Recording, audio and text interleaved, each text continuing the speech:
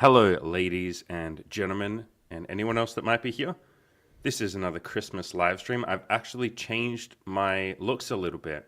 I felt like I wasn't really embracing my masculine side, and so you can see me here. This is me now. I'm actually talking but without moving my mouth because I learned ventriloquism, and I've decided to make myself a little sexier, I think. So I've been embracing my feminine side. I've completely changed my face. I've had a lot of plastic surgery, put on a nice little, I believe it's called a shawl, but I should know the word for what I'm wearing right now.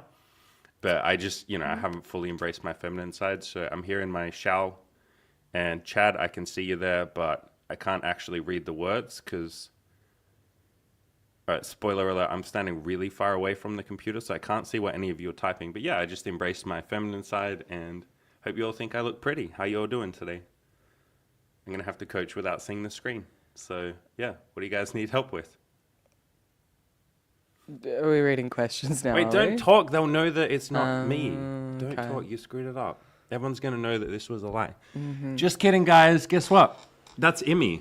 Wait, how did they know it was you? They're like, hello, Immy. How did they know? Very perceptive. Don't touch the computer. What are you doing? Don't touch. Hello, everybody. Welcome. Immy's here. Hi, I'm back from holidays. Everyone thought you were me. That's crazy. Wow. They actually all thought that this was me. But no, this is Immy, my girlfriend, back from holidays. How was it? It was good. You went on this big adventure. Everyone wants to know. It was a big one because Bronwyn was down. She met all my family for the weekend. And then I went to Hong Kong, and then I went to Taipei, and then I went back home for Christmas, and we catered this Christmas. And something that you would like to show on the screen is actually not something we made. But wait, I thought you made this. I told you, John, my brother made this. Okay, your brother made this. Look how sick this is. Look at this. This looks amazing. But my family so likes to go very over the top for Christmas. And our theme was Asian Christmas because I'm half Chinese. Mm-hmm. So same, me too. That seems fitting. And this was the charcuterie board that my brother, I guess the antipasto platter that my brother brought along.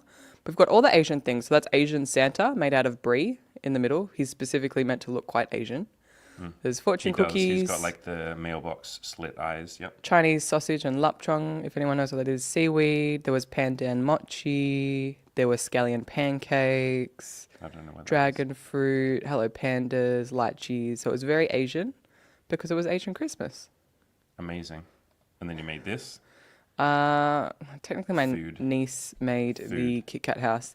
These were just all the snacks before we started. This isn't any of the real food. It's a gingerbread house, but it's made of chocolate. It's Kit Kat gingerbread house.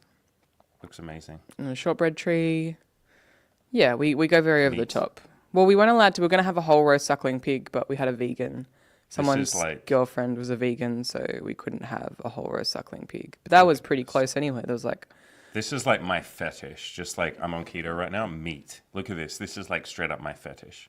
There's some veggies on there, but that's fine. Some coriander. You can just push that. We had the discussion beforehand if anyone had that weird gene that makes you hate coriander. Yeah. And we were already a bit annoyed that we had to cater for the vegans. So we're like, if they can pick off the coriander, we get to pick something. We had to get like ethical honey. Halfway through, ethical honey. What you ask consent from well, the halfway bees through first. we realized that Do you mind if we vegans have don't your eat honey, and some vegans don't eat honey. But one of our family members keeps bees, and so we could use that honey because it was like ethical honey, but we couldn't use store-bought honey. That's cute. And then we were waiting right until like the last hour because we needed this honey that they were bringing, and then the family member forgot the honey. And we were like waiting on them to get there because we needed the ethical honey. And we had a cupboard full of regular honey. You're my ethical honey. Yeah. Anyway. Let's go through Christmas comments. was fun. Expert Chad says, so we meet again. Sorry, expert cheek clapper. Expert Chad. He's a Chad anyway. He's come like basically every day. Dr. Chad, Broman the broist, says Andy is now full trans. Did this bigot just assume my level of trans? This bigot piece of shit just assumed I'm full trans. Didn't ask. I'm 20% trans, you fucking bigot. You're wearing a dress. How dare you? Yeah, exactly. But I haven't fully committed. How dare this bigot? I can't believe we live in a world like this where people are this intolerant. I'm being very tolerant right now, but I'm sick of people like this. I can't tolerate people like this who don't tolerate. I'm just over it. Sick of it. Brandon says, hello, God, and hello, cheek clapper. They're calling me God because I said that myself. I was making a joke. And hello, Imi, Brandon. Brandon's been here every day, by the way. Hi, Brandon. Do you remember the last time? Okay, last time you were on the stream, Which Brandon, was like 3 weeks ago. yeah, Brandon was asking questions. I like a girl. Like, how do I hit on her? Remember, you answered that question. At uni or something, or college. Or... Yeah, at university. Ever since then, he hit on that girl. She was like, no, thank you. Then he came and he was nervous to hit on another girl, and he asked us all for advice. And he's like, but I don't want to look like a male slut on campus if I ask 2 women out. And so we're like, bro, it's all good. And so he hit on it. Don't do that. How dare you? Because then I can't see. Sorry, guys. I'm getting interrupted because she's touching my computer. You never touch a man's computer. I don't come into your place and touch your cushions. All my things. Yes, you do. You rearrange them. You go into my handbag and you pull everything out and you touch literally everything in my handbag. I do that. Okay, guys, listen. I'll give you a tip. Something that's really fucking fun. Next time you're on a date with a girl, ask first. But ask if... You don't even have to ask. Just do it. Grab her purse. Actually, I would advise you ask. And then ask her if you can turn it upside down and get everything out on the table. And then lay it all out. There's like a lot of shit in there. It's like a reverse... Sometimes it's private stuff. Yeah, that's why you ask first. It's like a black hole. There's like 5 million items in her purse. There's a lot of stuff in there. But and how like, many times do you use the things in my purse? Like 1 time ever Regularly. in my life. We always use my bags. Okay, anyway, guys. Yeah, exactly what this Dr. Chad said. Fucking hell, Chad. Chad with the sexism humor. I can get behind this. Touching a guy's PC is like touching a girl's Dyson. Well, Dyson also make like hair dryers and... It's a bag of holding, yeah, with the nerd references. So he's making like a RPG video game reference. Yeah, 100%. It's like bigger on the inside than the outside. I have a story about purses that's semi-relevant. Unless we have questions, and then we can do questions. I can tell Fuck the questions. Tomorrow. I know this is a self-improvement channel. So, but these guys literally came here to talk about purses and listen to a woman talk about purses. I think you already shared this story, but when we were in Melbourne and I was with Bronwyn, she found this like sex art gallery / installation / museum thing that her and I and one of my friends went to. And one of the exhibits I actually really liked, and I didn't understand it at first until I read the little description, but there were 3 panels, all with these square photos, like, I don't know, like 10 by 10 or more than that, maybe like 20 by 20 square photos. Yeah. On the first panel, it was all genitalia, alternating between vaginas and penises. Nice. So everyone's like got one match up with one. I like that. And then on the middle panel were like pictures of people's faces. And on the third panel, there were alternating between handbags and cars. Okay. So far, I'm picturing all of this. So a lot of penises, a lot of vaginas, a lot of faces, a lot of handbags. No, 3 panels alternating between penises and vaginas. Middle one, all faces, between men and women. And then on the third one, alternating between handbags and cars. And so the way I'm thinking about that is that's basically 3 panels, 3 sections of increasingly more difficult wanks. Right? At the start, you got your vaginas, easy wank. In the middle, you got faces. A little bit more challenging, but I can wank to that. And then on the end, you got cars and handbags. Definitely a challenging wank, but I reckon all the guys in the chat can get it done. Anyway, continue your story. And then to actually understand what was happening, and there was also a screen showing like 3 in a row. And there was supposedly this quote, I think it was Freud, I can't remember who, but he was saying that basically a handbag is symbolic of a woman's vagina. Like, that's why women carry handbags. It's because there's some sort of symbolism or connection there. And then the artist was questioning, well, what's the equivalent for a man? Maybe it's his car. Like, that's often something that we say. It's his gaming PC. It's his gaming rig. If a guy's like a bit insecure, or he's got a small dick, he's got like a big, like, fancy car. And so then what I realized is that everybody, so it was their genitalia, it was their face, and then it was their either handbag or car. Oh, cool. Okay. And it was alternating between men and women. So you could then see like the connections between the person, the genitalia, and the handbag or car, which I thought was pretty fun. Are they literally... Okay, so like, did you check the penis size to the like expensiveness of the car? Like some of them, like they were all mostly nice handbags and cars. But there was nothing where it was like his dick was really, really tiny and he had a very elaborate car. But I thought it was actually very interesting. And you just remind me of that when you were talking about a woman's purse because of that exhibit. I thought it was cool, actually. Yeah, it was really cool. And then actually, because it was only when I understood what was happening that I stood there for a long time, like looking at the different things and people that were more eccentric looking, that had like more piercings or unusual facial hair, or like interesting grooming, like because there were lots of like there was a variety. I think to make it visually interesting, it was like very diverse range of Keep talking. people and grooming. I think you already shared the story about the art gallery / exhibit that we went to, but it was cool. There were something else that I really liked. There were these phone booths, and there were like 3 phone booths, and you would pick it up, and then you would like hear a conversation on the call. And one of them was what are they called? Like it's like a sex hotline, but it's just for phone sex. Yeah. Is that what it's called? Yes, sex hotline. And there were one of those, and so it was this story between like this guy that was calling up and then trying to talk to like Candy or Shandy or something, but then they kept mishearing it and then putting it on to Randy, and then there was like this continual mishearing, and it kept like bringing these guys, and then he was getting fisted and like verbally over the phone he was getting upset because it's not what he wanted because they were mishearing him. There were lots of different ones. There was one that was just like positive affirmations that was telling you were like amazing and beautiful and That's lovely. cool. That's like this. Yeah. Yeah. Yeah, it was a fun little exhibit. Yeah. It was funny that I was a little concerned that one of my friends, because Bronwyn had the idea and we're hanging out with one of my friends because other people couldn't make it. And then I was concerned that she thought she might be like third wheeling. So it's like very sexual. And there's Bronwyn and I, and then just like one of my friends. But it wasn't weird at all. My friend was very chill. It was fun. That sounds cool. That was where the boob ball pit was. Yeah, I showed everyone that on the stream. Bunch of like nude shit. While we're talking about gamepads. Yeah, what were you looking for? Gamepads. So this is my controller. I don't know if it's going to focus on it. It'll probably favor our faces, won't it, rather than the like controller. Yeah, this is mine. Little Zelda one. Nice and black. What do you think Emmy's controller looks like? Any guesses? No, Any because guesses we in were the playing, chat what color we were Emmy's playing controller might multiplayer be? games, and then we went to our like local tech store, and we're like, you were like, you can pick any controller you want. I was like, I get to pick the controller, and so I picked that controller. Is this not adorable? Fucking Princess Peach pink. You did succeed in getting the most girly, adorable controller. Yeah, to and the play guy at the games with. store, he was like, that's a good one. My girlfriend has that one. I was like, yeah. There were like cute Pokemon ones. I almost got a Pokemon one. They were also very cute. The default Switch joysticks. I did put like caps on the end of them, but then I found that too annoying to play with. Diane says she loves it. Of course you do. It's pink. It's cute. Are girls legally allowed to dislike pink? That's my There was question. a stage where I didn't like pink. Why?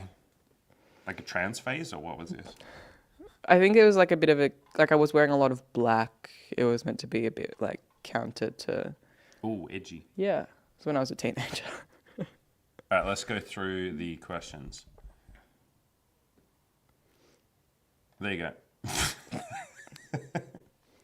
Did I eat bats? When you're in Asia, did you eat bats? I swear to God, we learned from 2020, right? No, I Or didn't. did they eat bats, or did they fuck bats, or did they just experiment on bats? I don't know. A combination of all three. Well, I didn't go to China, although Hong Kong and Taipei, that's all a bit contentious. No, I didn't actually eat anything that weird. Everything was really yummy and delicious. I almost ate the stinky tofu in Taipei, which is their like delicacy, but I did. Tofu is kryptonite to keto people. But then there's a special one it's called stinky tofu, and That's it's got like a extra kryptonite. very strong smell. Yeah, no thanks. Yeah, no, I didn't end up trying it. No, the food was delicious. Did not eat bats. AV says, hello, God. I applied for a job, hit a deadlift PR, recorded a song that's slightly out of my ability today. Amazing.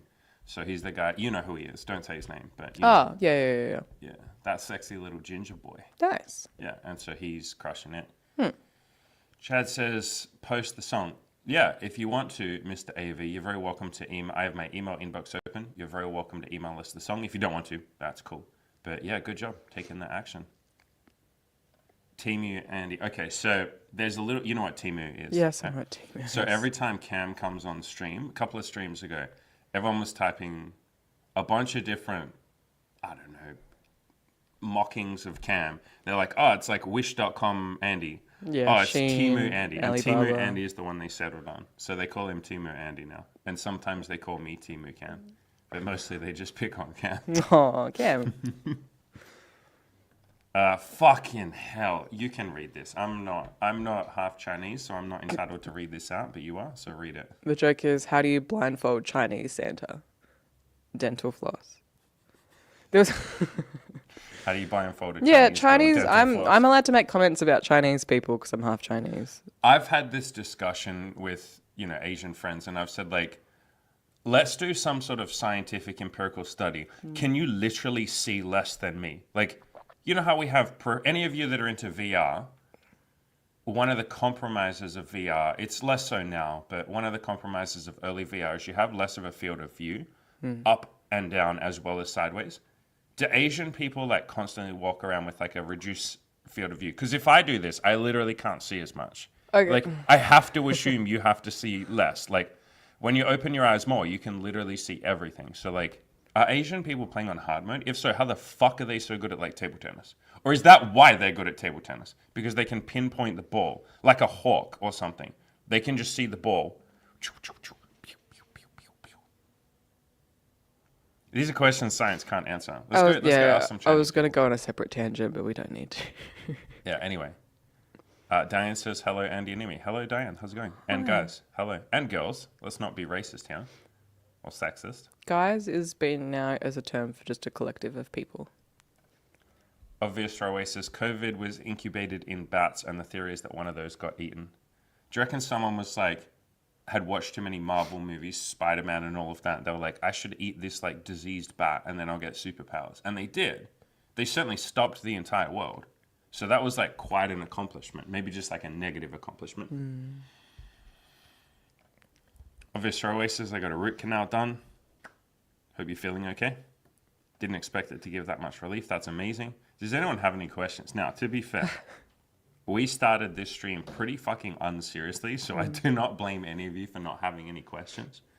But are there any questions? Is there anything you'd like to pick our brains?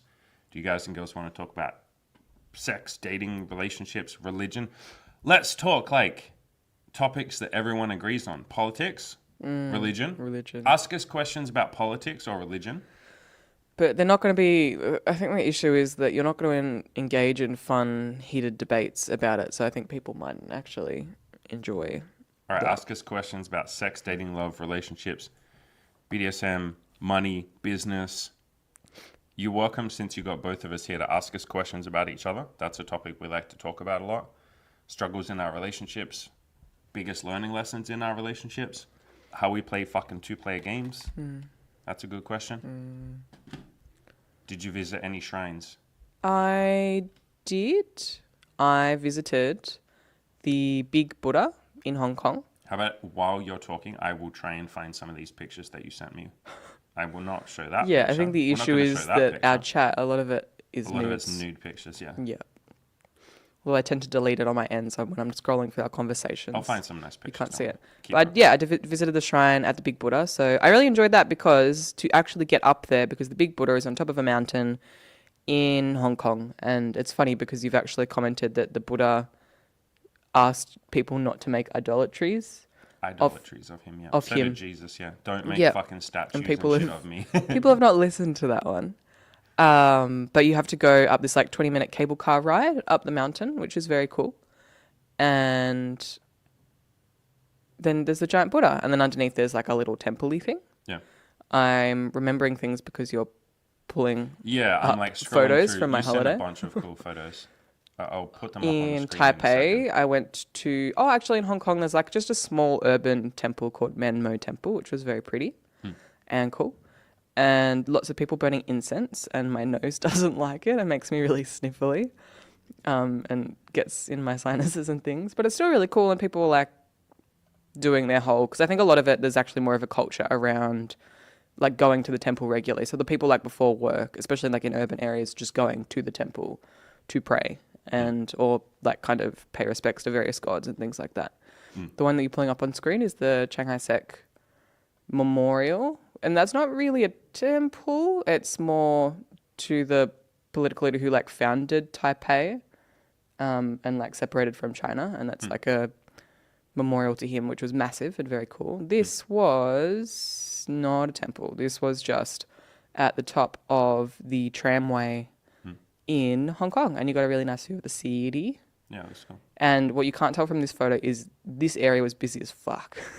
I was standing in front of the archway because it was like a nice view of the city out that way, and I wanted to get a photo, but people kind of kept coming in and out, so I kind of had to keep waiting. But yeah, it was a really fun little holiday. I haven't been overseas in a really long time, and so it was really nice to see new things. And I went with my mother. It was her 60th Your mum's birthday. sweet, yeah. Yeah.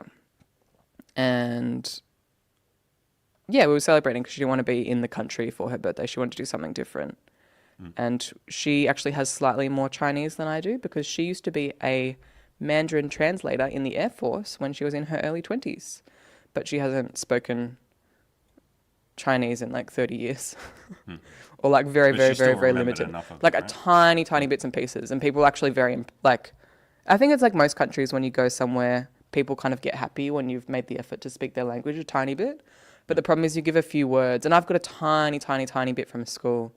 But then they like start throwing out, like you say a few things and then they throw out like really complex sentences quite fast. And you're like, oh no, I had like 3 words. That was all I had. Yeah. But fun holiday. I enjoyed it. I got to feed cats. I can't read that. How can you read that? It's so small. Or I can make it bigger for you. Obvious throwaway. I have one. Have you had issues using a Satisfy with pierced girls? I have so much to say about this. What do we say, or what have we said about, you're talking about clitoral piercings, like clit piercings, right? We've never been with a girl with it. How many girls have you been with clit piercings? Yeah, I have literally in all my life never met a single woman who has a clit piercing. And this has been a mission, like not a mission, but like this is something that I'm just curious to see what it looks like, see how it feels for her. I've never in my entire life met someone with a clit So we've piercing. met more than one person with a clit piercing. Where are you finding these women, dude? Like, can I interview them? Can I have them on my channel? I want to ask some questions about guess what if it's you're, like to like, have a clit piercing. Particularly alternative. Yeah, where are you? Are you in like Germany, in Berlin or somewhere where there's all the like sex positive people? Anyway, I don't have a fucking answer to this. I don't know. Why don't you ask her? Like, this is one of those things. Just ask her. Yeah, because she would obviously. She's gonna know masturbate. better I think than if you have a clit piercing, you're not going to be someone who doesn't masturbate. So. Yeah. Yeah, so ask her. Be like, yo, how do you masturbate? You guys might have to use a different toy. This is a collaborative effort, my friend. We cannot answer the question for her. Like, you're gonna have to get in there and ask her. Which is a good thing to start practicing anyway. Like every sexual partner that we have, and definitely with each other, I'm asking them constantly, like, what do you like? What are you into? How does that feel? Is that good? What do you want to do? Like, get a lot of feedback. Sex is a lot better if you're asking a ton of questions, like either during the sex or immediately afterwards. He said he was in Belgium. Yeah, that doesn't surprise me then. Horny fucks. That's cool.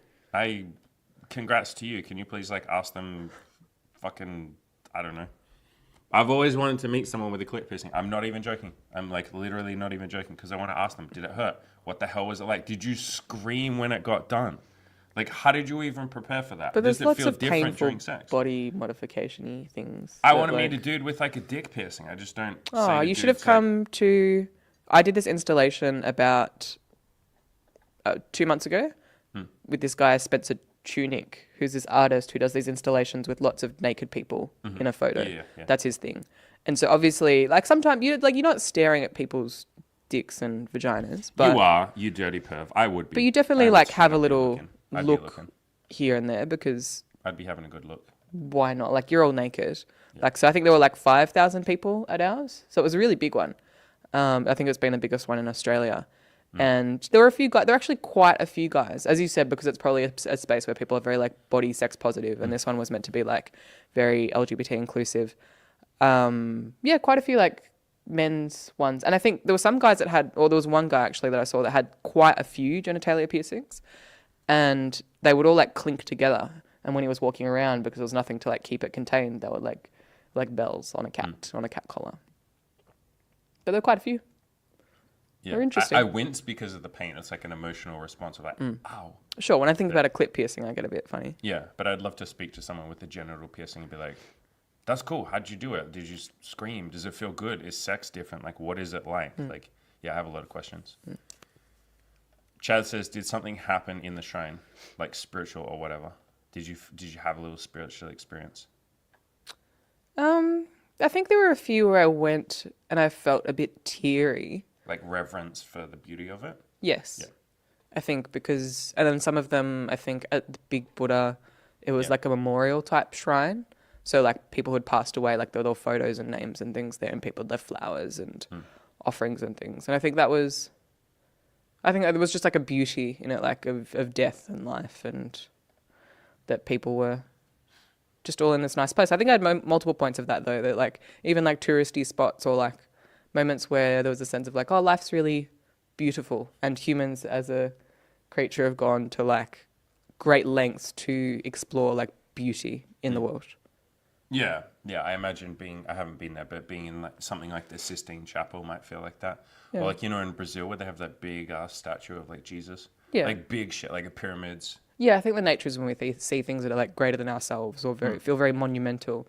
We They're- feel like that when we are in a city and we look up at the buildings. I feel like that here when I look at all the skyscrapers. I'm like, holy shit. Or in nature.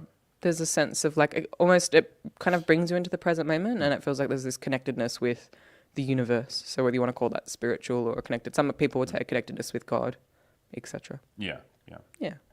That's cool. Let's answer this one because you can probably relate not to the relationship pressure, but just pressure from family. I never really had a lot of pressure from my family, like once I was out of high school. But yeah, expert cheek clapper. How do you deal with family essentially putting a bit of pressure on you, or just asking if you're in a relationship yet? I want to be single for 10 years and work my business and date on the side, but they keep asking. Well, again, I probably can't speak to the dating because my only dating experience that my family is aware of is with you, and I guess now with Bronwyn. And I kept that pretty quiet for a while. And some of the family weren't happy when they found out about you, and they were like actively like intervening and saying that I shouldn't be doing what I was doing for various reasons, but that's a whole story. So I can't necessarily speak to it on the relationship front, but what, especially on my dad's side of the family, specifically my dad has been very vocal about is his desire for me to go to uni, like university, like tertiary education. And even to this day, occasionally it is something that he still brings up because he's Chinese, he's a GP, he wanted somebody in the family to be a doctor, but When you tell him how much we're earning? I don't tell him how much we're earning, Okay. and I think because I don't talk about numbers, because Yeah. he knows, actually, he's asked, and I've told him, but because I've got money stress and I don't express that, because it's Chinese father talking about money, that's a whole thing. It's stressful in itself sometimes talking to him just about anything. Yeah, but the university thing is something that he's pushed, and he does bring it up quite regularly. As you said, like he keeps asking, obviously not about dating, but I think how strongly my dad feels about university is probably on par with how some parents feel about relationships and like And marriage dating and somebody. When are you going to get a wife? When are you going to have grandkids? Yeah, and obviously there's varying extremes, and my dad's pretty good now, but especially at the start, like he was quite angry and upset because I was in university for 6 months. And I think for me, the most important thing, like I love my dad, but at that time I had to create some distance because I was quite young and didn't feel very sure of myself, or I didn't trust myself to set boundaries or not get swayed by people or not take things very, very personally. And so I went like no contact for a couple of months and like just really had some space to give myself some room to breathe. And obviously for some people that might be a bit traumatic. You might have a better relationship with your parents. But I think initially, because I'd never really asserted myself in that way, and when my dad can't control things, sometimes he can get angry. I just needed to pull right away from that. But now, even though sometimes, like I said, the money stress means that sometimes I'm not really sure of myself and I'm not super confident.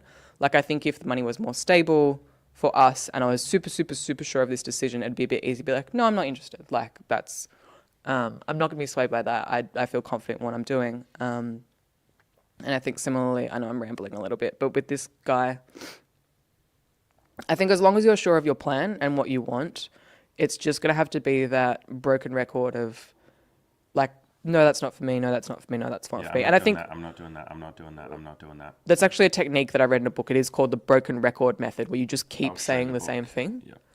Yeah. Because eventually, if you get asked the same question again and again and again, and you just have a very simple, concise, like, no, that's not my plan. I'm not doing that. People kind of get sick of not getting anything back from you. I think it's when you start like arguing or defending or justifying or trying to have like a debate about it. That's when they'll keep pushing because they think there's a conversation to be had versus like, no, I'm just not into that. And it doesn't need to be combative. It doesn't need to be confrontational. Like, I think if you're very sure of your decision, you can just be like, no, I'm not interested. Like, no, thank you. I'm not doing that. And when people hear that enough times, eventually they get over it, or they don't get over it, but at least you're in the piece of saying like, I don't have to convince them. I just say my answer, and that's all that needs to be said. Like, nothing else needs to be said on my part. Yeah, this book helps. When I say no, I feel guilty. Literally helps. But something else that can help, expert cheek clapper, is like, ask yourself, is there any world in which I do what my parents want me to just because they want me to? And if the answer to that question, there's no right or wrong answer to that. But if you're like, no, like literally this is never going to happen, I'm not going to do what they want, then that's the truth. And just say the truth. Just be like, look, no matter how many times you ask, I'm not going to, like, that's already set in stone. Like, there's literally nothing that you could say to make me do this. So, like, you can keep saying it, but I'm just telling you right now that you would be wasting your breath. Like, say it as much as you want, but, like, that's literally the cold, hard facts of what's going to happen. That's the truth. It's set in stone. Nothing you say will make me change my mind. But say it as much as you want. But, yeah, I'm just telling you, you'd be wasting your time. Waste your time if you want to. It's your time to waste. And that can help. Like, there's a funny thing here you can play around with. Another book that helps with this is I Need Your Love. Is That True? You're saying that they're trying to convince you of something. They're trying to change you. You're technically trying to change them too. Or maybe there's a little part of you that's like, I wish they would stop asking. So let them ask. Like, don't try and change them. They're going to ask you this, or they're going to tell you this shit as much as they want to. Cool. And you're not going to do anything with that information. You're going to go like, I do what I want. So don't change them. Don't worry about them changing you. They're going to ask or they won't. But you just live your life. He says, thanks, Amy. Amazing answer. You're welcome. I'm not super concise, but you're welcome.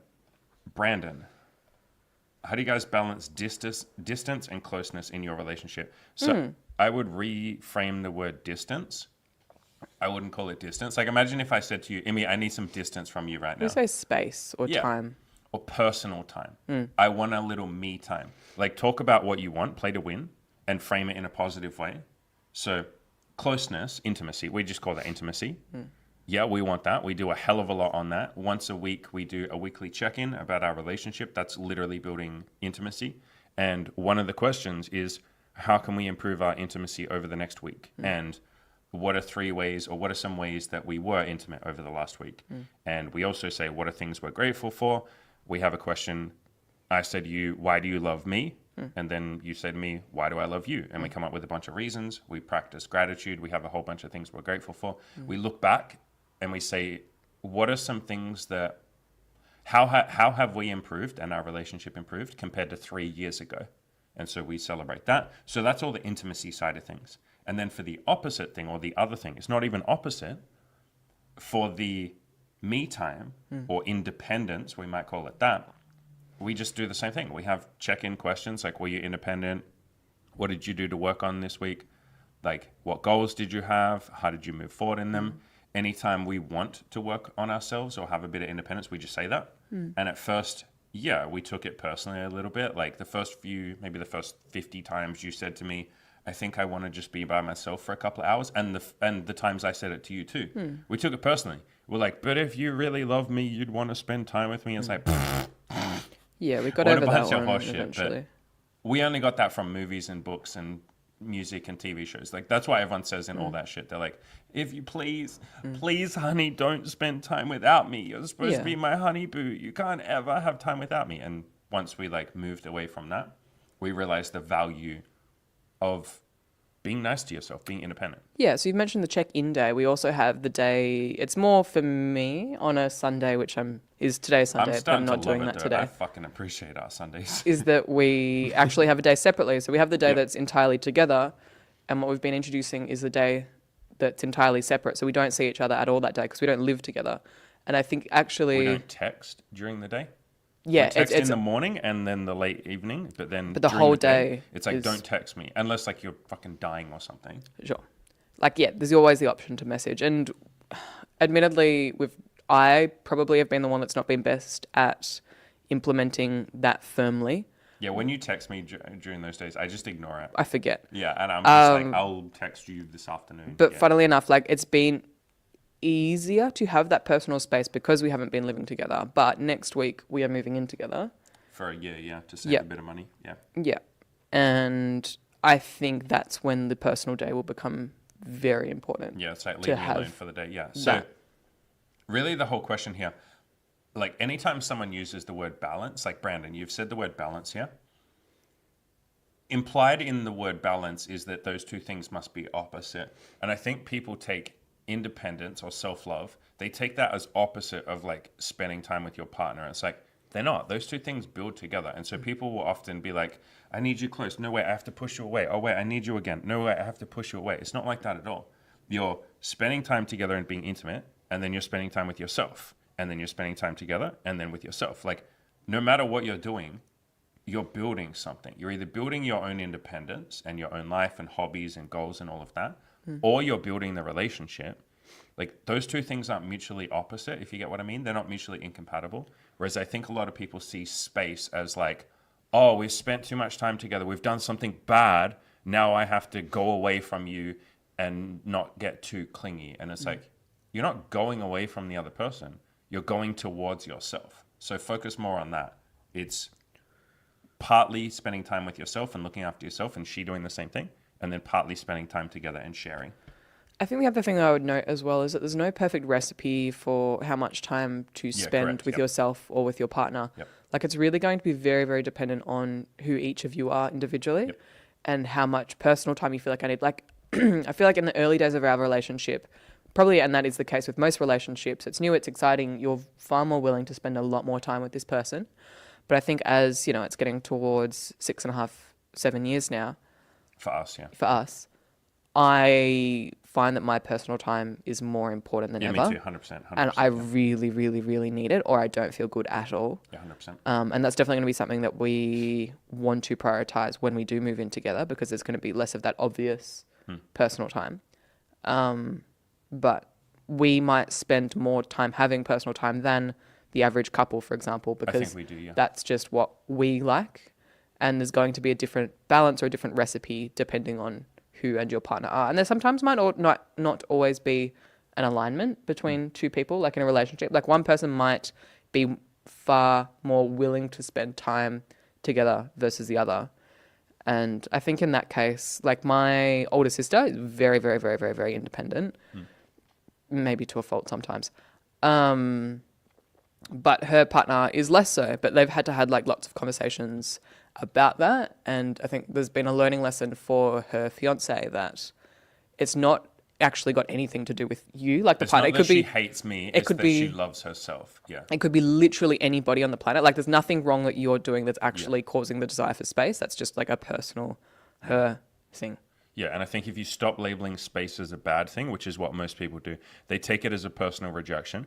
If the other person's like, hey, I'm a little tired, I just want to do my own thing tonight, so many people will feel hurt by that. Even if a fucking friend says, hey man, I know we kind of planned to hang out or whatever, but bro, do you mind if I just like kind of do my own thing tonight? A lot of people will be like, oh, he doesn't like me, or maybe I did something wrong, or oh, that sucks, or he's not loyal. Like we take it personally, same way we do in dating. So reframing that or building a, I don't know, more peaceful view of the word space and realizing it's more about the other person just wanting a bit of alone time. And that can be the kindest thing for a relationship too. Like it doesn't benefit the relationship for one person to want a little bit of me time and then the other person be like, no, please spend time with me. And then they're like, oh, okay, fine. And then now you're both resenting each other. The first person resents you for like not wanting to be there as much. And it's like, why don't you want to spend time with me? Well, because I'm just fucking tired and I want to go to sleep. Yeah. And then the other person resents the first person by saying, man, you kind of talked me into spending time with you. I kind of want to just do my own thing. I want to play some video games. Like, you know, some of you guys, sometimes boys just want to play some fucking video games and, you know, she can be there, but like, just don't talk. I just want to play my fucking games. All right. Yeah. And sometimes a girl just wants to do a fucking puzzle or play Animal Crossing or some shit. Yeah. Like a girl just wants a little bit of fucking me time. I want to do a puzzle or organize the drawers in my house. Yeah. She wants to watch some YouTube, like glow up makeup tutorial video shit, right? Yeah. Sometimes we just want to do our own shit. And I think if you take it personally, you then start spending time together when you don't really want to. And I would rather spend less time with you, but it be like really quality. Like I both know we really want to be there and we'll make the most of it, rather than a bunch of time where afterwards you're just like, I didn't really want to spend time with you, but I felt guilty. I don't ever want you to be around me out of guilt, and you don't want the same thing.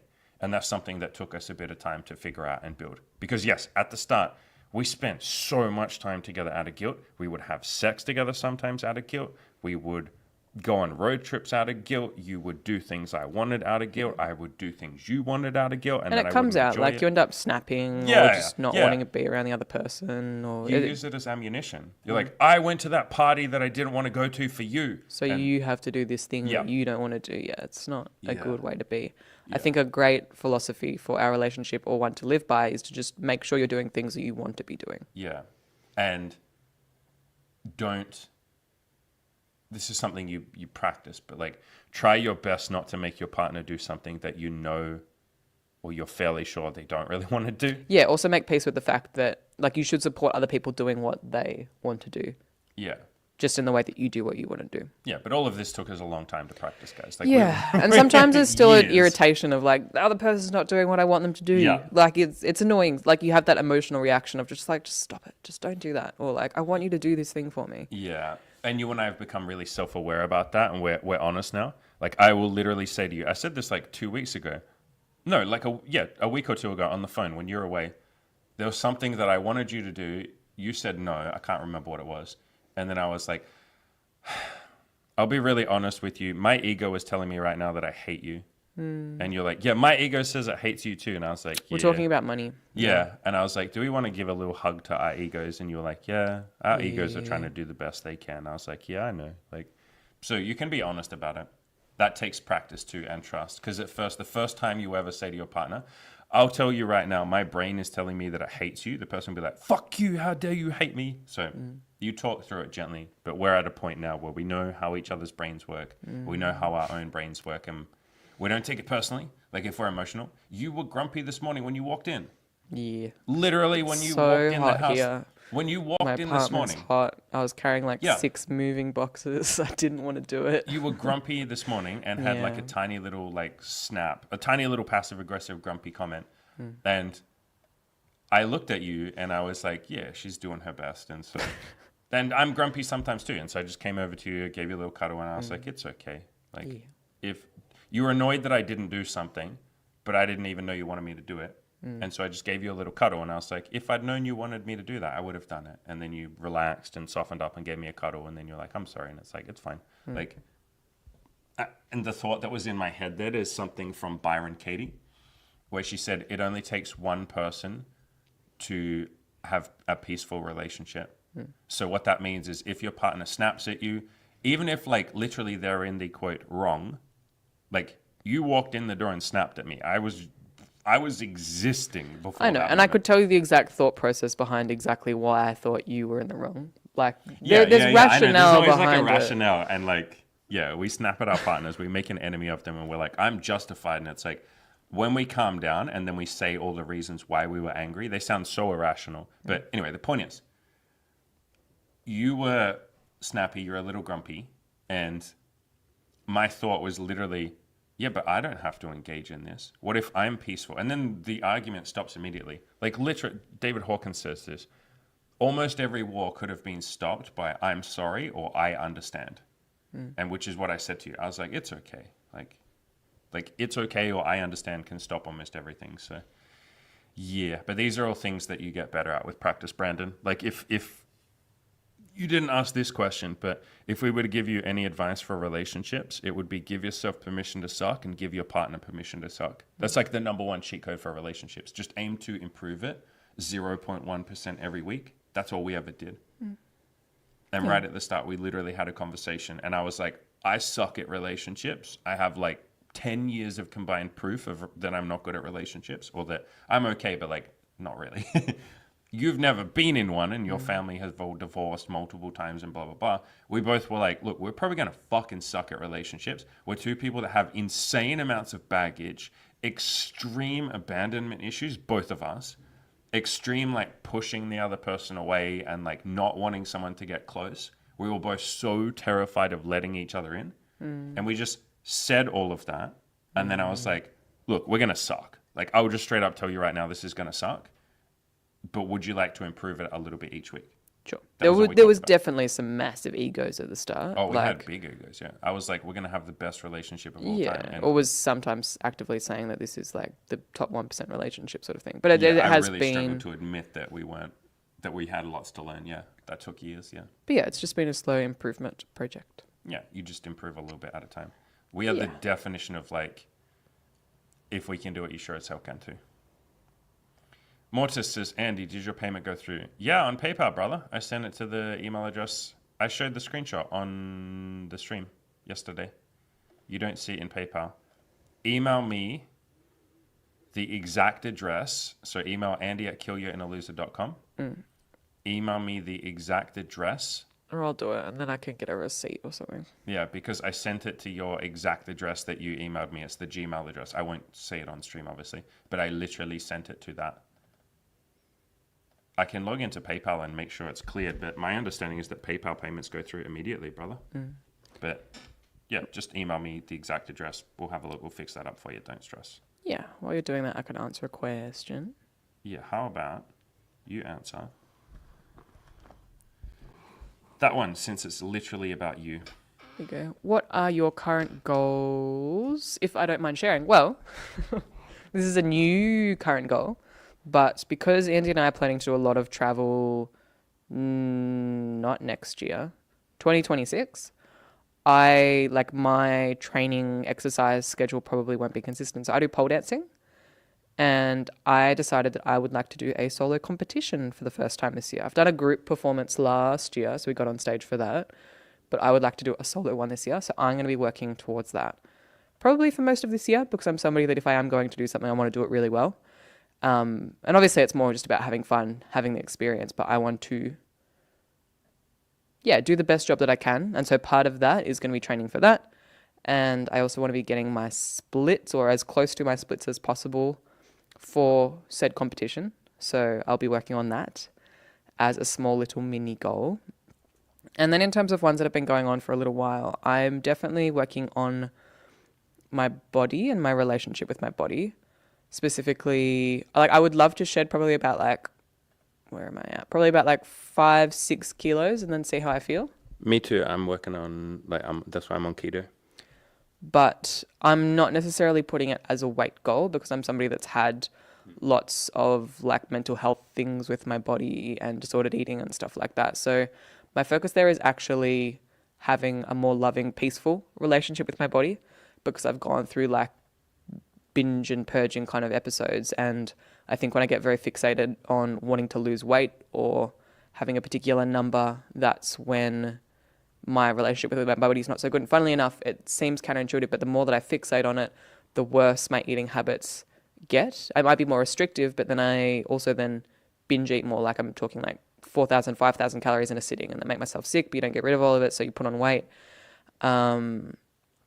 And so I found that the more loving I am with my body, the more I want to look after it, the more it's very easy to make better choices when it comes to food, and weight naturally disappears. And I find when I'm overeating, binge eating, compulsively eating, it's because I'm actually being very critical of my body rather than being loving. So my focus is towards having more love for my body. And then other than that, it's just the financial goals, because we do have big plans to travel a lot, and part of that having more money for the business and for us. And I definitely carry a lot of money stress. So I think I'm just, part of the goal is working with you to make more and more consistent money. But other than that, I think those are the big ones. I think, and then I know it's a big one for you, Andy, is having more general peace. I definitely still have a lot of hang-ups. Money is probably one of my biggest ones. My body is another big one. But letting go of a lot of those stories, a lot of those hang-ups, even, being in a relationship, it's easy to want things from Andy or expect certain things and have frustrations or not feel super peaceful all the time. Can be prone to bouts of sadness and negativity. And a lot of that just comes from expectations or stories. So I'm looking to find more peace and letting go in all of that. So those are my main goals at the moment. Beautiful. Mortis, you gave me the wrong email, brother. It's not the email that you sent from. So I've sent it to your official artist one. I literally have sent it now to the artist. Did the other one just not go through? No, because he gave me the wrong email address. It's different from the one that you sent the model from, Mr. Mortis, but all good. You have now been sent the money. Would we like to show this? Wait here, let's put the headphones on. Actually, I can mute us and then we can listen. So do you want to listen to This is Alistar? Sorry for doxing you just then. Whatever, you said your name on videos. Would we like to play this? Yes, we would.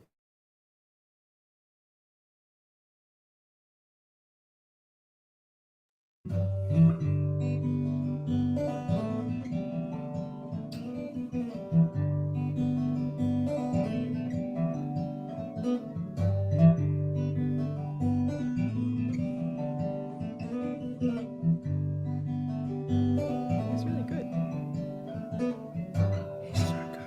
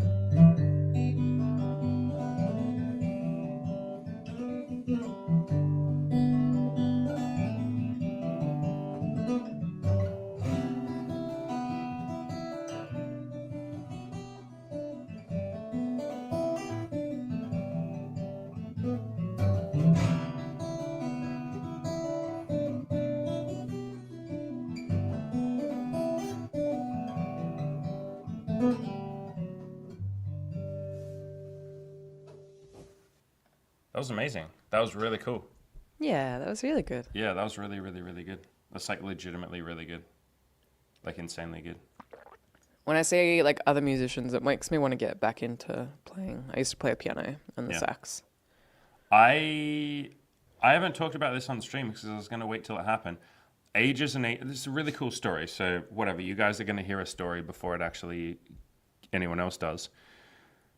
I did a video ages ago talking about gratitude. Oh, I have updates for you on that. But anyway, Wait, like it's coming or it's not? I don't know. Okay. Yeah. Wait, more than you've already told me in... No. Not more than this? No. Well, I already read all that. Anyway, Okay. anyway. Okay, so I did a video on gratitude a while ago, everybody. And one of my coaches, Taylor, sent it to one of his friends. And he's like, hey, my buddy and, my fellow coach, Andy, did this video about gratitude. I think it'll benefit you. So he sent it to his friend. His friend watched it. And at the start of the video, I talked about how I'd always wanted to play a hand pan or a hang drum, which is just, if you're not familiar, it makes like beautiful like yoga, tantric music. It's amazing. I love them. I played with one at my friend's place. I took a video of it. I uploaded it. And this guy said, holy shit, I have a hand drum or a hand pan. Do you know, separate story, because you use so many different words to call it Because there's multiple that, different words for what yes, this thing is. I had to try and find the tracking number that only like, and we had it at one point, and then like a month later, you're like, can you find the tracking? It was so hard because it was in the emails and it ended up being in our chat history, but I couldn't search it because you'd used like a different thing to call it that, and I was searching the wrong thing. Anyway, so this guy was like, I have one of these and I've never used it. Why don't I post it to this Andy guy? I'm going to do that. I think that would be a nice gesture since he did this nice video that helped me about gratitude. And I was like, holy crap. And so I was like, all right, let me pay the postage because you're sending it from America. It's going to cost like $100 or something to send because it's big and heavy. They're huge. And so he's like, no, I want to do this. And I was like, oh my God. And so that was like 4 months ago or something. it was in October 10th because I've been dealing. Is that when it was sent? Yes. Okay. So it was sent months and months and months ago and just like never arrived. I don't know if it's stuck in customs or whatever. We're in the process of trying to figure all that out and get that sent over. But yeah, there you go. There's a little spoiler. I was waiting till it came here because I was going to do a video. I was going to learn to play it a little better, make just like a little song and put that in a video and be like, holy crap, look at this amazing story from someone that sent me this thing for free. How beautiful is that? But yeah, whatever. I'm really grateful for that guy. Even if it never arrives, maybe I'll reimburse him for the postage or something. I don't think he wants me to, but No, or if he calls, I think the post office would. I don't know. yeah, it's stuck somewhere, and we have no idea where. But even if I never get it, It's stuck in man, the States. I know where. what a they beautiful won't gift respond that to is, that someone would watch a video, hear me talking about this thing, and be like, damn, like, I'm going to send that. Isn't that incredible? Like, it's one of the things that lots of, like, YouTubers and people like that talk about, where they're like, people send me free shit.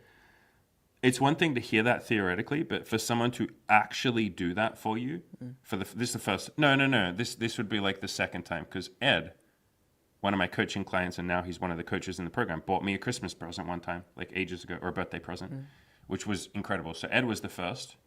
Has there been anyone else? We've had like sex toy companies send us sex toys, and that's incredible. Remember that company that sent a really expensive, like bondage gear. like $300 More than shit that. for free, and they're just like, here you go. Yeah. They don't even say you can do a review on it. We did, because like, you sent us free shit, of course we're going to do a video on it, but they're just like, here you go, you can have this. And it's like, damn. Like, so when that stuff starts happening, it trips, you really start tripping. It's like, this is insane.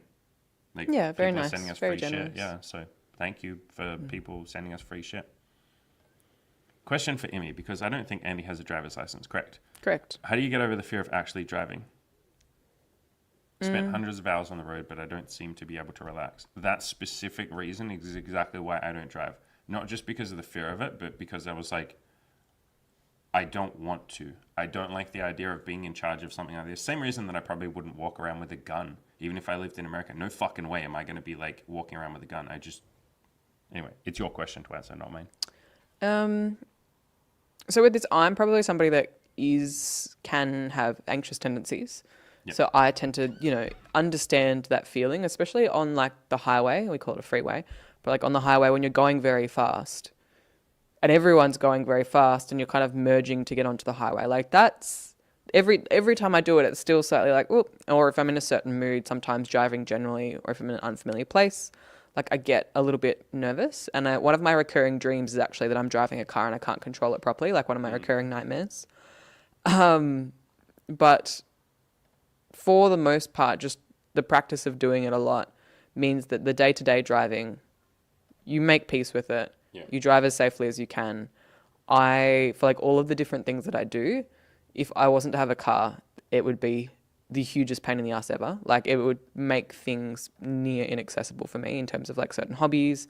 And when we're somewhere where the public transport's not, it's okay, but there's a lot of zones where you're not going to be able to get unless you have a car, or you can Uber, and Uber's not going to be that cheap, so it's just not accessible to me. And part of the reason, like I was very nervous when I was learning to drive and when I first started driving on my own once I got my license. But similarly, like where I was previously living, my parents, I had so many hobbies. They were spending hours driving me out to a location, waiting around for 4 or 5 hours for like a volleyball game to happen, finish, and then to come back. Like it wasn't practical for me to not drive. There's always ways, but the ways I felt in my mind involved being a huge burden on other people. Yeah. So day to day, and I found as well, if you drive the same routes a lot because it's near where you live, you're doing certain things every day, I find a lot more comfort in the routes that I drive all the time. And so I've let go of that, but that's just a familiarity thing. And I think a lot of fear is just the fear of the unknown, not knowing what's going to happen. And obviously you can't know how other drivers are going to behave all of the time.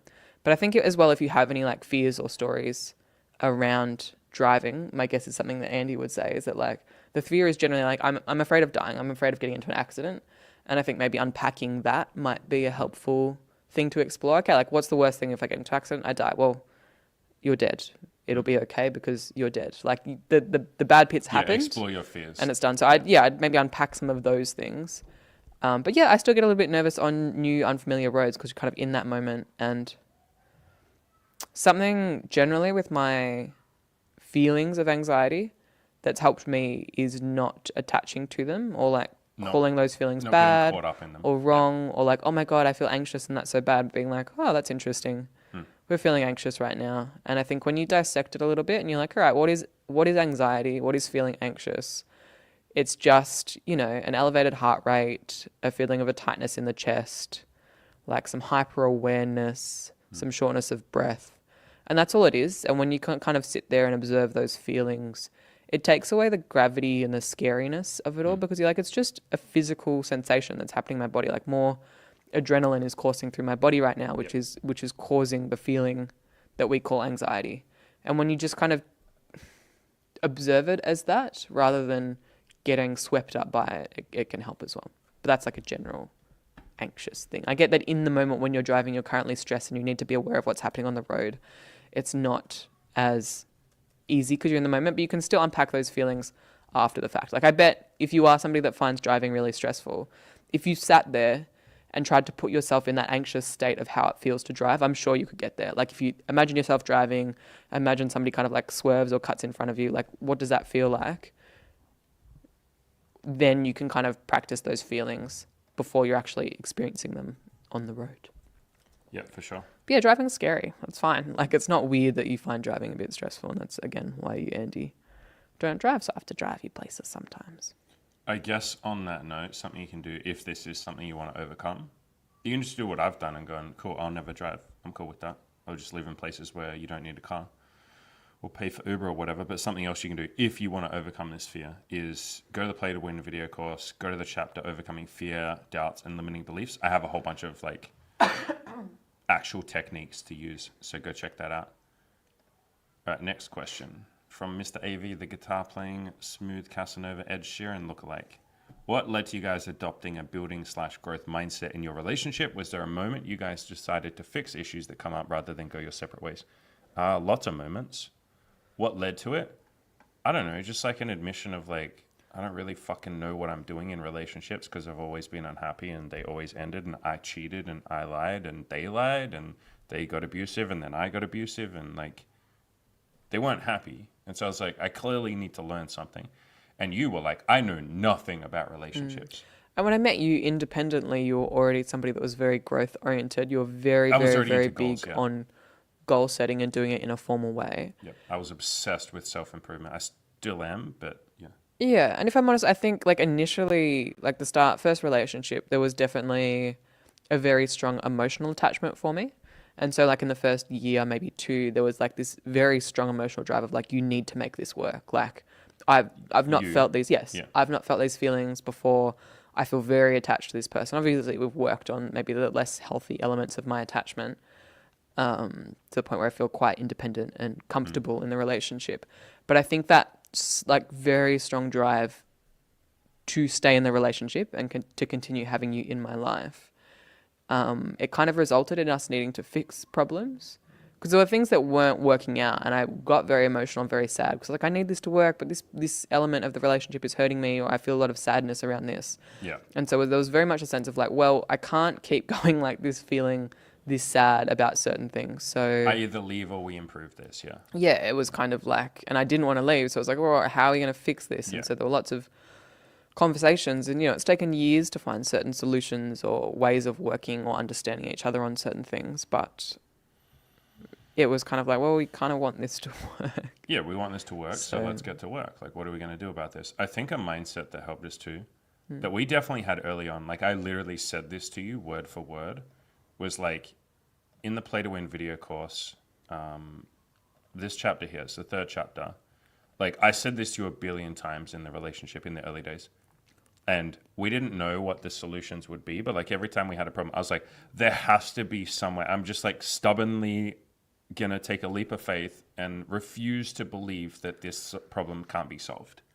Like there has to be some solution here. Even if the solution is we go separate ways, fine. But like there has to be some way we can both be happy with this current problem. And it was just this like stubborn belief, like a leap of faith in this idea of like every problem has a solution. This was one of the first chapters I wrote in the Play to Win video course because I was like, yeah, this is what helped our relationship. Basically everything that's in the Play to Win video course is like mindsets that helped our relationship, but especially this one. Like I really think this was something that carried us through at the start because there were lots of periods we'd hit a problem and you or me would feel like this can't be solved. Like I think we have to break up. And I was like, look, just give it like, are you willing to give it 1 to 3 months for us to try and solve this? Sometimes it's been like 1 to 3 years. Yeah, some of them have taken a while, but like, and then something else that's happened is focusing on baby steps. Like sometimes you've said, we've worked on this problem for like a year and it's still not fixed. And I was like, yeah, but is it better than a year ago? And you were like, yeah, it's way better than a year ago. Okay, so maybe like another year from now, it will be even better. Are you willing to wait a year and like work on it and see if it's better? If you're not, that's fine. We can break up. But if you are, let's work on it. So yeah, just a lot of mindsets that have helped. I think seeing other people that were successful has helped. Yeah. Like- But I think in that, like, with the, like, finding solutions to everything, it requires a willingness from both of you. You have to want it. Yeah. Because, like, if you don't want it, if you're someone like, I'd prefer to just leave rather than work on this, then it's not going to work, even if one of the people Correct. in the Yes. party really Yes. wants it to work. So you both need to basically decide that we are identifying enough qualities in each other that we think are compatible, that we like enough that we want to make this work. And then it's working through, like, having that willingness to work through those things. Yeah, so I'm showing on the screen right now an article by Mark Manson called 1,500 People Give All the Relationship Advice You'll Ever Need. And that's got a hell of a lot of like relationship advice in it that really, really, really helped us with our relationship. But something else, I'll see if I can find it, but someone once asked me like, what would you say is mandatory for a relationship? And one of the things I said was like, make sure your girl, or if you're a guy, make sure that person is into self-improvement. I can't find the video, whatever. I did a video on it. It's in the relationships playlist on my channel, on my YouTube channel. But yeah, I would only ever get into a relationship with someone that wanted to improve. Like, I would say that to every human being on the planet. It's just that a lot of them like don't really care. A lot of people don't care about improvement. Or it feels like effort and it's not fun for some people. Yeah. And it's like creates a lack of willingness to do it. Because I don't think you can really convince somebody to want to work on certain things if they don't want to. So if you spend your relationship trying to like get the other person to care and want to work on things, I don't see that working out too well. You don't have to comment on that, but you didn't see the comments. No. Separate. Anyway, okay. I like this question here. I cannot pronounce your username. Juihg. Jug. Says, hi, Andy. Hello. I have a friend who has a facial deformity, birthmark. Funny how we use the word deformity, but that's a separate conversation. I would say facial Jackson Pollocking. Anyone who knows what that means. Facial interestingness. Everyone knows who Jackson. Most of our faces are boring as fuck.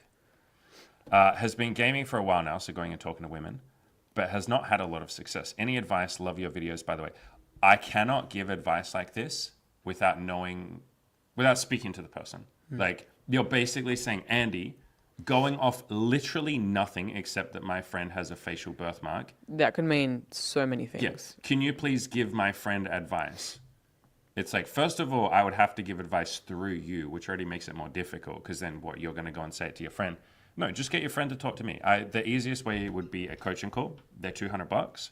Just get your friend to hit me up for a coaching call. We can sit down for as many hours as we need to, and then I can give a proper answer. Because, like, you've given me nothing here to go off. Like, you don't realize that, but, like, how long has your friend been going out there? How many people does he talk to a day?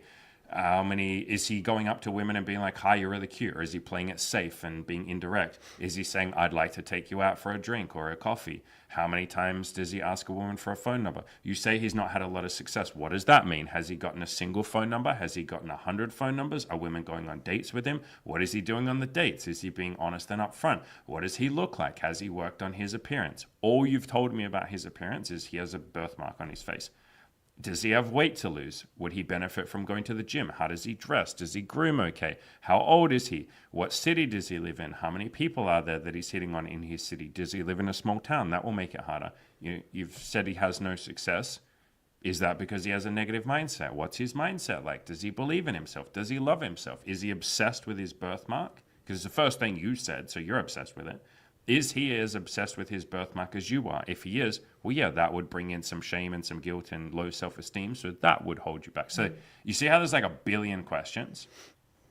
And even if you answered all these questions for me, I'd rather just talk to the person. So sometimes like my answer to some of these questions, and nothing against your question, by the way. Also, you're an incredibly kind person to literally ask on behalf of your friend for advice for him. Holy fuck, like I would love, or I have friends like you, but anyone would benefit from a friend like you. You're such a kind-hearted friend. But Yeah, this is one of those times where there's just like a million questions I would want to ask your friend. That's why that would be easier in a like 2 or 3 hour coaching call, which again, they're $200, when I could ask all of these questions and then we could talk about it and I could be like, oh, bro, like, because there'll be something big that he's not doing, like there always is, or something big that he's doing that's holding him back. Like maybe he's playing it super safe and he'll say, I've talked to like 100 women. It's like, what have you said to them? Hi, like, how's your day going? And then that's it. He hasn't walked up and said, you're cute. Would you Yeah, like the to go out amount of with me? people like that I'm pretty sure I'm being hit on, but like it's just a conversation with the guy that comes up to me and then he just leaves. Like there's no question. Yeah, and they're And I'm like, like, but I hit on her. It's like, you okay. literally didn't ask her out. That's not hitting on her. So, yeah. Yeah, this is one of those times. If you want, wait, I didn't actually give. So there's a link in the bottom, like in the description of every single one of these live streams. But there you go. I just put in the chat a link to the coaching calls. And your friend can book one in if he wants to. If you can't afford that, that's fine. Like, but I can't really help someone. Like on questions like this, I just don't really answer them on a live stream or in a YouTube video because I can't see the person. It's like, stop and think about this. Like, would you expect any other, like imagine you go and pay a matchmaker or a dating coach or something, but they can't see you and they can't talk to you and they can't ask you questions and they can't ask you what you're looking for and they can't ask you about your dating history and they can't ask you what action you've taken so far and they can't talk self-improvement with you and they can't tell you how to dress better or any of that. Like, Sure, that's impossible. the nature of getting kind of Yeah. advice generally, like in Yeah. certain environments where it's just like, give me an answer to this. Yeah, so I can't answer those questions because that's like literally impossible. I would be giving generic advice to a person I don't know, and half of what I say won't apply because it's like the person will say, "I'm already doing that, and why are you telling me that?" And it's like, "Well, because I don't know you. I don't know." So, again, I really want to underline how freaking cool you are as a friend. Like this is really cool that you're asking for advice for your friend. That's fucking amazing. Like, great job. Send your friend that link that I put in the chat to the coaching calls. If he doesn't want to do that, I guess then just general advice would be keep doing what you're doing. I promise there'll be a woman out there that doesn't give a fuck that you have a birthmark on your face. There'll be women that are like, wow, your face is handsome. I like the birthmark. It adds character. You know, there'll be lots of women like that. His mission is to go out there and find the women that like him and not worry about the ones that don't. Or the ones that think I wouldn't date someone with a facial deformity. Cool. Like they're not for him. Something that can also help, 2 videos. This one is from Playing with Fire. My friend, I like Alex. He's really nice. Did this video here called How a Severely Disabled Guy Got a Girlfriend. Literally, this guy has cerebral palsy. He speaks with a massive speech impediment. He has a limp. Like, his old pictures were not very attractive, like had deformities and everything, but improved himself, worked on himself, dressed as best as he could. He paid Alex from Playing with Fire for coaching and eventually got a girlfriend. They've been together for 2 years. They've now moved in together. Someone else that I've talked about quite a lot is Nick Vujicic. So you can just search my channel for No Arms. And this guy, you can see in the thumbnail, literally has no arms and no legs. So he's like, what, 2 foot tall, 3 foot tall? Literally can't walk. He can kind of like crawl along or he's in a wheelchair. And he has a beautiful wife named Kanye. They have 4 children together. He's a motivational speaker. So send your friend both of those videos if you want to. And that might motivate him. But yeah, other than that, I can only really give like very general, vague advice. But send him those 2 videos. They might help. This is cool. Kevin. Hey, Andy, with your advice, I was able to negotiate a bit more salary. So I'll be moving to DC soon. How cool is that? Amazing. Good job. I'm assuming all you did was say, can I please have more salary? Yeah. And they're like, yeah, you can. And you're like, whoa. Yeah, Holy shit. it's slightly more formal language, but yes. Yeah. Hey, boss, I was thinking, can I have more money? Yeah, okay. Generally, you come with a pitch of like Boss. what people are making in the field, Yeah. offers you've had from other companies, what your colleagues are making, how much like you're helping the business, etc. There's actually a good book that one of your old friends in Melbourne recommended called What Color is Your Parachute? That is a lot about that and negotiating Yeah. job offers Yeah. and pay rises, etc. Dr. Chad, so that previous question, my friend has been gaming. He's like, oh, that kind of gaming. I thought video games and was a bit confused. Yeah, my friend's trying to play video games and just everyone's judging his birthmark. You know, they see him on camera and they're like, nah, bro, I don't want to play Call of Duty with a a person with a birthmark. Nah, bro. I'm not down for that. Goes on to say, by the way, to add a little bit more to my question earlier, I've been gaming with him. So again, everyone to clarify, he means talking Not to playing women. video games. Yeah, we've been playing Call of Duty, and all the women on Call of Duty just notice his birthmark, and then they give me an awkward look, and they're just like, nah, I don't want to be on this kid's team, you know? They just start yelling swear words and derogatory comments through the microphone. Sounds. Yeah, and then they get Like banned, that'd and be the then they way just it make a goes. new account. Anyway, usually women just notice his birthmark and give me an awkward look or just ignore him. Beautiful. Isn't that really nice that these women, if this is happening the way that you're saying it's happening, which might be, yeah, like, isn't this beautiful that all the women that are maybe not at the point of being able to be fully open-minded, or you could just say they have a preference, and their preference is for someone that doesn't have a facial birthmark. Isn't it beautiful that those people are telling you and your friend immediately, like, this is a blessing. You and your friend probably think this is a curse. Like, damn, like, all these girls don't want him. Damn, he's unlucky. It's like, holy shit. When he finds the women that are open-minded and non-judgmental, which there's lots of those women out there, by the way, lots of people out there like that, they're going to stand out like a golden shining star. And so he has a beautiful tool. Like, do you know how many times you get with someone and then it turns out they're a bit judgmental? Like, expert cheek clapper can relate to this. He's mentioned this quite a few times. He dated a woman who turned out to be like literally a Nazi sympathizer. Like, straight up was like, Hitler did nothing wrong. I think those Jewish people deserve what they got. Like, just straight up. And he didn't find that out until a little bit into it.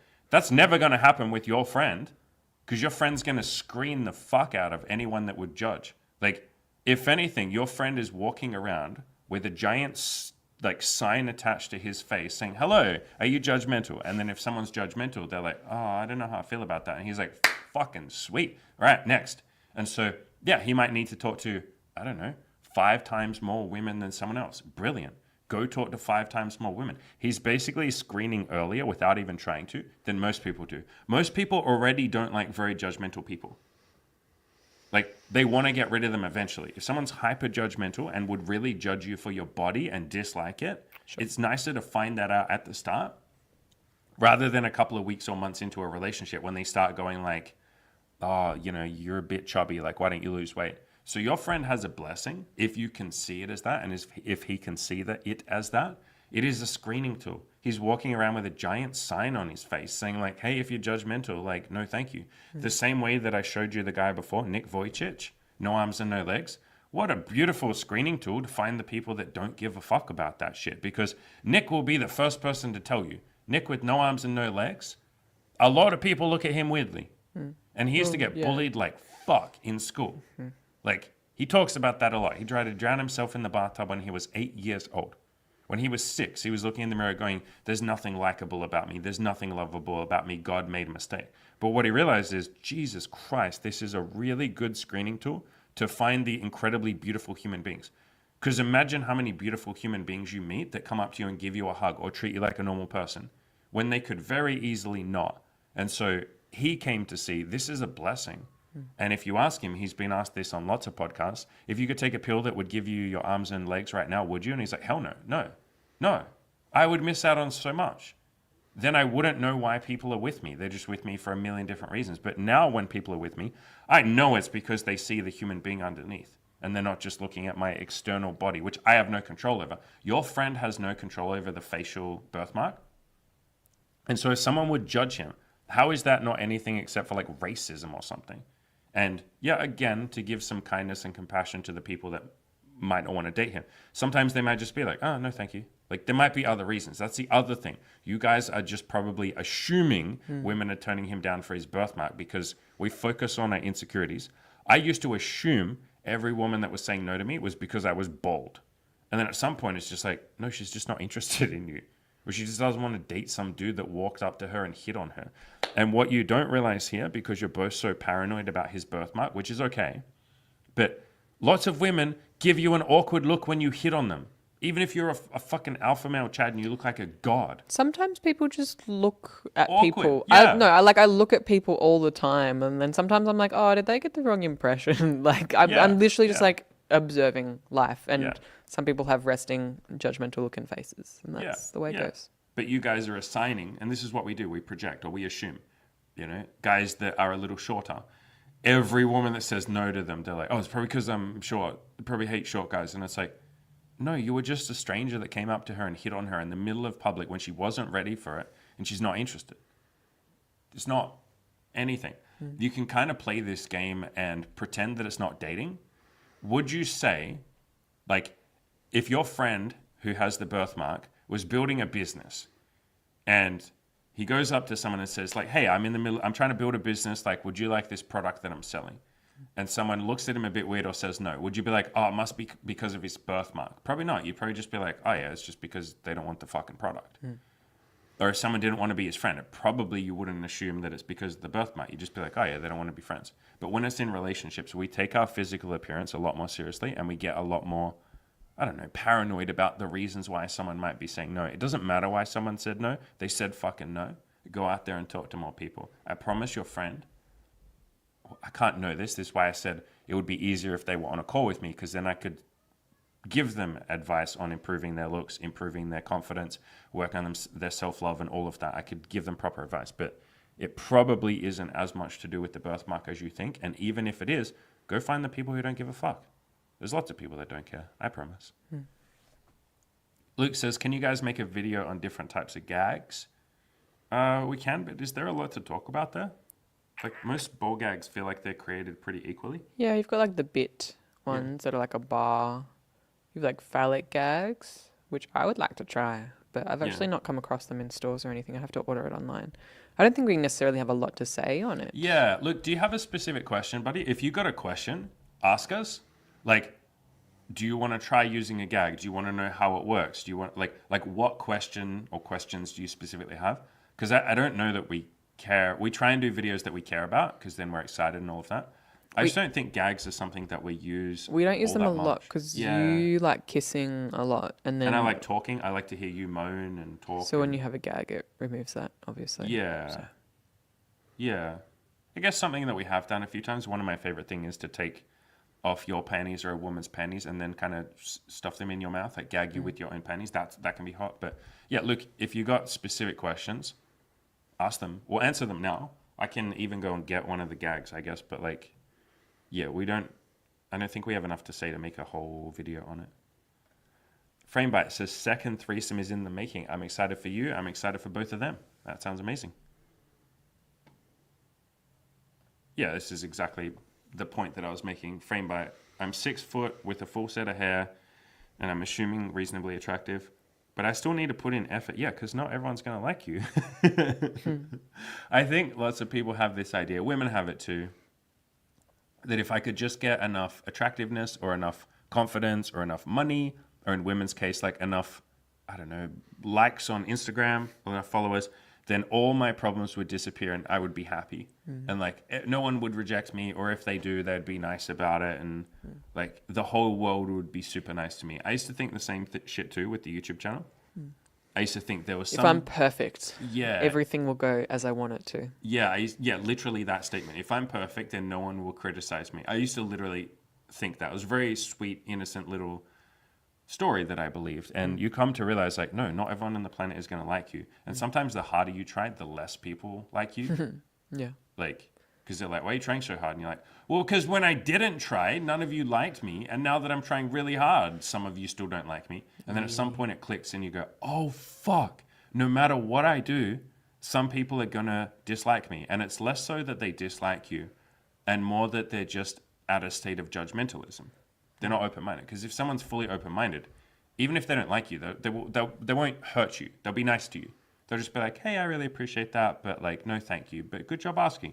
That's how an open-minded, like, non-judgmental person would answer you. And so you realize it's more to do with the other person, and you don't then have to judge them for that. But if someone doesn't like you or rejects you harshly or is mean to you, they're probably just not in a good state of mind. They're probably just having a bad day or a bad week or a bad life even. So yeah, like Framebite's saying, don't think that being ultra attractive and tall and perfect and rich and all of that means that nobody on the planet will say no to you. There are lots of like screenshots of like ridiculously attractive, rich, amazing, perfect women being like used and hurt by guys. And then there's the opposite. There's lots of like screenshots of like male celebrities going on Tinder. I would never fucking do that as a male celebrity, but they go on Tinder and lots of girls just being mean to them and trolling them. And it's like, This is, I can't remember who it was. It was like James DeFranco. Don't quote me on that. It was someone like that. I might even be right. It might even literally be James DeFranco who went on Tinder. But if it's not, then James DeFranco. Apologies, my brother. But it was someone like that. And maybe it wasn't him. It wasn't him. Okay, it wasn't him. But it was someone else, like, who looks similar to him, who went on Tinder, and, like, the girls were just, like, trolling him. And they were just, like, they're like, send a picture to prove it's you. And so he did. And they're like, nah, it's not you. And, like, I'm not going to meet you. And he's like, oh, okay. And, like, he was just being ultra nice boy. Like, he looked like a nice, innocent little boy. It wasn't James DeFranco, but it was someone else. And no matter how hard he tried, he just had a whole bunch of girls rejecting him. And it's like, this is literally a celebrity, a ridiculously attractive one, a super fucking rich and famous one. It wasn't James DeFranco, but it was that level of fame. And it's like, even that person still gets rejected, and sometimes meanly, sometimes even more so because you're rich and famous and all of that, and that brings up insecurities and jealousy and judgment and all of that. So, yeah.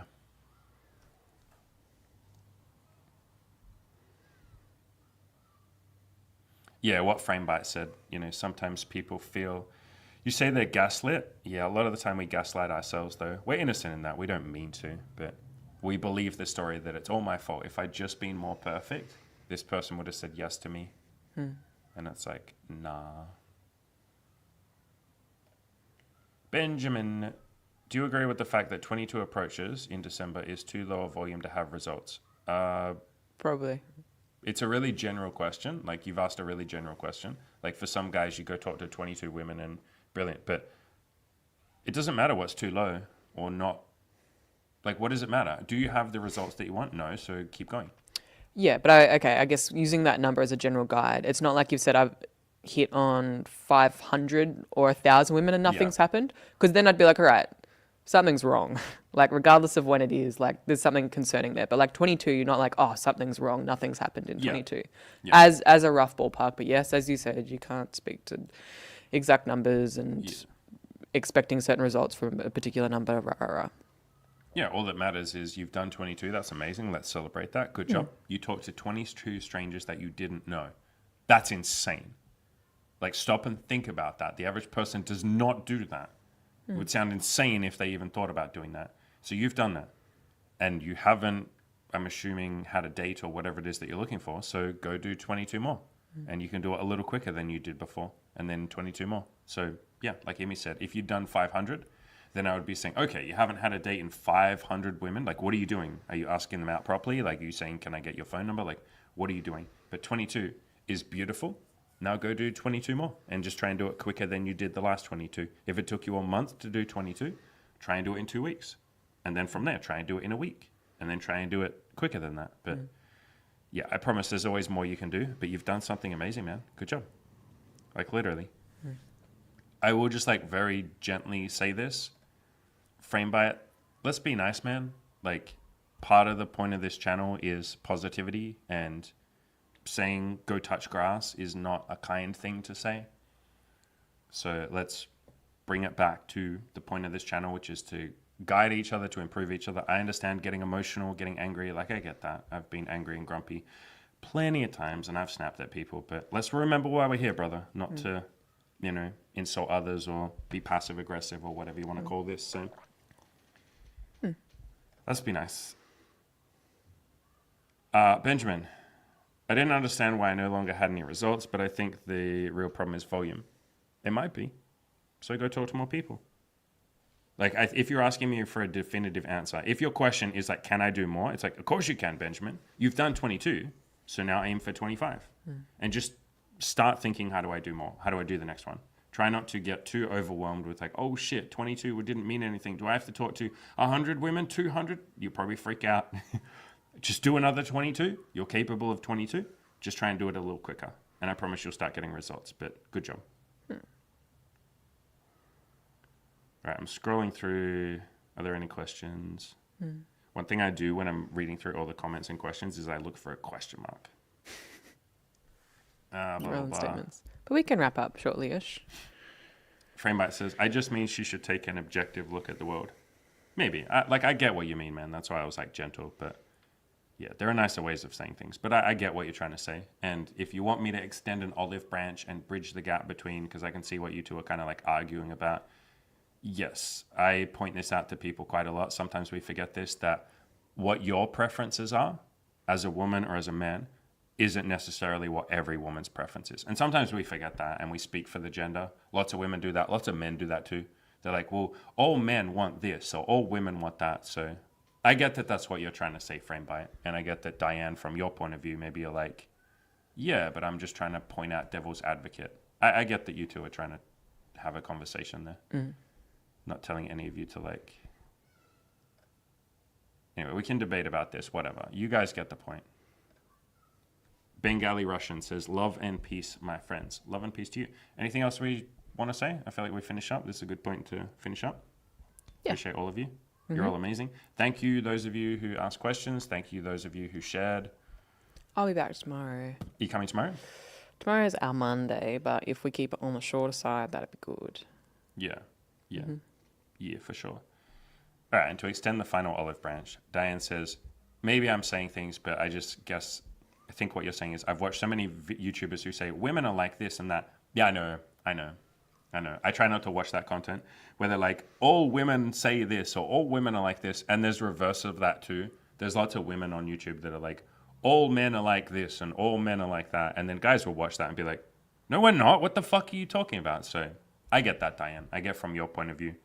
Yeah, and we do our best to say it, but we generally try, or I definitely try and preface everything with like, in my experience or in my opinion. But you might not be perfect with that. And I think maybe to sum everything up, there's probably points being made on both ends that like, yes, appearance and looks can count for a lot when it comes to dating, and as can personality and like a vibe you give off. You can be stunningly attractive, but if you kind of give off weird energy, that generally detracts most people. And similarly, if somebody has expectations for how their partner should look, even if you're a really cool person, they might not be into you. So there's cases to be made for both. Yeah, and one thing I've noticed a lot on live streams, like every now and then people in the comments will argue a little bit, and you guys aren't arguing, to be clear. Like Framebite and Diane, you're not really arguing much, but anytime I see two people arguing, like when you're the outsider, you can watch both of them and you're like, technically you're both correct. You just like not quite seeing how the other person is correct. And so one of my favorite things to do is come in there, and I call it extending the olive branch, where I'm like, look, Diane, I get what you're trying to say. Here's what you're trying to say. Is that correct? And they're like, yeah, that's roughly what I'm trying to say. And then the other person, I'm like, hey, Framebite, this is what I think you're trying to say. And they're like, yeah, that was what I'm trying to say. Yeah, and everyone's got the thing that they put more weight in. For sure. But yeah. Hope you guys all had a good Christmas, by the way. I'm sure you've already said that. Yeah, we already said that a bunch of times. Yeah. You weren't here. We were all I here. wasn't here. All of us OGs were I've only here. just gotten back. I said this to you. Shout outs to all of you. So many people freaking came to the Christmas ones. I was expecting like nobody to show up, and like a bunch of people showed up on Christmas. I was surprised. Nice. It was dope. It was actually really cool. A bunch of people here. I don't know how many of you are going to come to the New Year's one. I am going to do one on New Year's, which will be like evening for most of you. I don't care if no one comes. I might not do New Year's Day. You don't have to I come. might be sleeping. No, I expect that it would just be me by myself, because you and I are probably going to stay up till like midnight or 1 a.m. and then I'll wake up like 5 hours later. So I might be a little bit tired, but we'll come. We'll have fun. If nobody shows up, I'll just do like a little 30-minute speech or something about some shit. I'll make something up and then I'll say goodbye. But yeah, a bunch of people are like, it's 12:30. You know what? That actually might work really well. No, he's saying 12:30. He's saying it'll be 12:30 on New Year's Eve, like when the stream starts, I think. I think that's what you're saying, right, Berry Man? Yeah, midday. That's when people start getting on midday. the drinks. Okay, I misread that. Yeah, I was going to say. But there might be some people who are like, New Year's Eve has just finished or about to start, and they come hang out on the live stream. Yeah, people in Europe. Yeah, let's go crazy on New Year's. It'd be fun. It's like 3 a.m. Yeah. All right, we'll finish up. Love to all of you. There's a couple of like comments and shit. Just copy paste them like Benjamin. I can see your question here. Can you just copy paste this tomorrow, brother? Like, or another day, anytime. Yeah, just copy paste it tomorrow. Also, like, I will quickly say, you say, how do I know if the problem is volume or skills? I can't know that until I speak to you. Like, you're welcome to hit me up for a $200 coaching call, but like, I can't know. Like, how can I know? I don't know everything you're doing. I don't know how much you're going out there. I know roughly what you look like, but like not super. I don't know super what your self-esteem is. So sometimes it's hard to answer questions, but all right. See everybody. Appreciate all of you. You're all fucking cool and sexy and whatever the fuck hot little pieces of ass. They're all sexy. You have to admit, everyone on these live streams are cool and sexy. I'd smash. Whatever your goals might be, whether that's money, relationships, sex and dating, fitness, health, friendships, whatever, we are here to help you make those beautiful goals come to life. Ed did it. Taylor did it. Harry did it. None of them are special. If you're listening to this, you know you're capable of more than you're currently giving.